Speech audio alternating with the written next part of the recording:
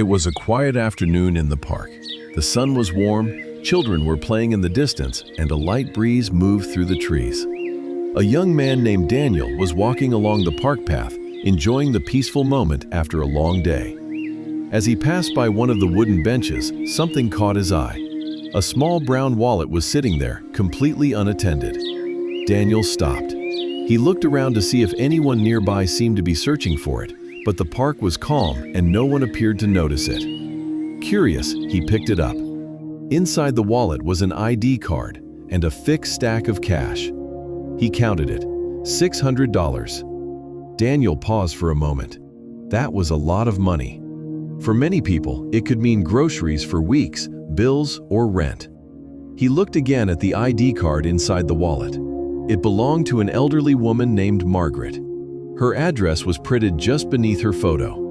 Without thinking twice, Daniel decided what he needed to do. He got into his car and drove across town to the address on the ID card. Eventually, he arrived at a small trailer park.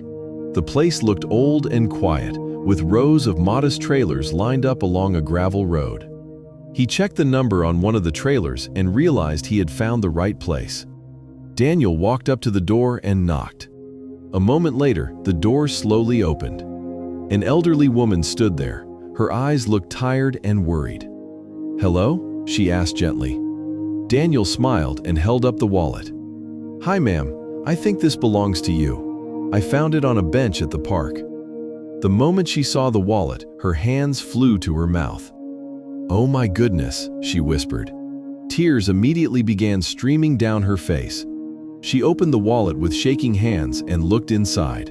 The money was still there, all of it. She began crying even harder. "That money, that was my rent," she said between tears.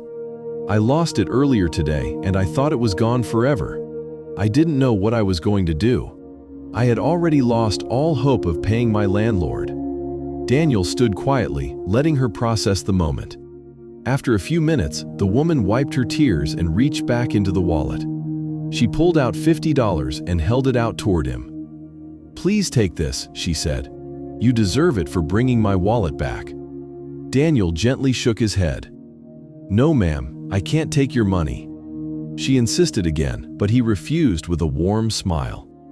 "If you really want to thank me," he said, "I'd love a cup of coffee." The woman laughed softly through her tears. "Coffee I can do." She invited him inside the small trailer where they sat at a tiny kitchen table.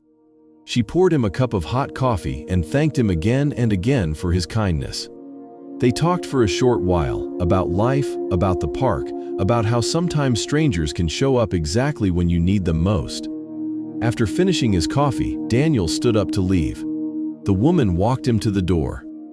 "Thank you," she said one more time. Daniel simply smiled. "Take care of yourself." Then he walked back to his car and drove away, leaving behind something much more valuable than the money he had returned. He left behind hope. Because sometimes, the smallest act of honesty can mean the world to someone who thought they had lost everything.